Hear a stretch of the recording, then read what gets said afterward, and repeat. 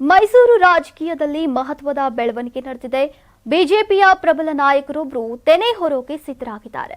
ನಾಳೆಯೇ ಎಚ್.ಡಿ. ಕುಮಾರಸ್ವಾಮಿ ಅವರ ಸಮ್ಮುಖದಲ್ಲಿ ಪ್ರಬಲ ನಾಯಕ ಕೆಎಂ ಕೃಷ್ಣ ನಾಯಕ್ ಅವರ ಜೆಡಿಎಸ್ ಸೇರ್ತಾ ಇದ್ದಾರೆ.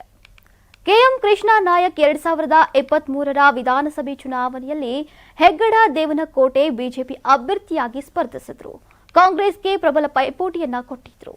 ಅನಿಲ್ ಚಿಕ್ಕಮಾದು 84,359 ಮತಗಳನ್ನು ಪಡೆದಿದ್ರೆ ಕೆಎಂ ಕೃಷ್ಣ ನಾಯಕ್ 49,420, ಜೆಡಿಎಸ್ನ ಜಯಪ್ರಕಾಶ್ ಚಿಕ್ಕಣ್ಣ 43,519 ಮತಗಳನ್ನು ಪಡೆದಿದ್ರು. ಮೊದಲು ಕಾಂಗ್ರೆಸ್ ಪಕ್ಷದಲ್ಲಿದ್ದಂತಹ ಕೆಎಂ ಕೃಷ್ಣ ನಾಯಕ್ ಬಳಿಕ ಬಿಜೆಪಿ ಸೇರಿದ್ರು. ಆದ್ರೀಗ ಬದಲಾದ ರಾಜಕೀಯ ಸನ್ನಿವೇಶದಲ್ಲಿ ಕೆಎಂ ಕೃಷ್ಣ ನಾಯಕ್ ಜೆಡಿಎಸ್ ಸೇರ್ತಾ ಇದ್ದಾರೆ.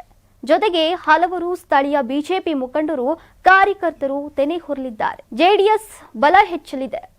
2028ರ ವೇಳೆಗೆ ಹಳೆ ಮೈಸೂರು ಭಾಗದಲ್ಲಿ ಜೆಡಿಎಸ್ ಪ್ರಬಲಗೊಳಿಸೋಕೆ ಎಚ್ಡಿಕೆ ಶತ ಪ್ರಯತ್ನ ಮಾಡ್ತಿದ್ದಾರೆ. ಹೀಗಾಗಿ ಪಕ್ಷಕ್ಕೆ ಕೃಷ್ಣ ನಾಯಕ್ ಕರೆತರೋಕೆ ಎಚ್ಡಿ ಕೋಟೆ ಕ್ಷೇತ್ರದಲ್ಲಿ ಹಲವು ಸಭೆಗಳನ್ನು ಮಾಡಿದ್ರು. ಕಳೆದ ಬಾರಿ ಕಾಂಗ್ರೆಸ್ ಪಡೆದಿದ್ದು 49,420 ಮತಗಳು. ಕೃಷ್ಣ ನಾಯಕ್ ಅವರನ್ನ ಜೆಡಿಎಸ್ಗೆ ಕರೆತಂದ್ರೆ ಜೆಡಿಎಸ್ ಮತ್ತೆ ಬಿಜೆಪಿ ಒಟ್ಟು ಮತಗಳ ಸಂಖ್ಯೆ 92,939 ಆಗಲಿದೆ. ಜೆಡಿಎಸ್ಗೆ ಗೆಲುವು ಸರಾಗವಾಗಲಿದೆ ಅನ್ನೋ ಲೆಕ್ಕಾಚಾರ ಗರಿಗೆದರಿದೆ.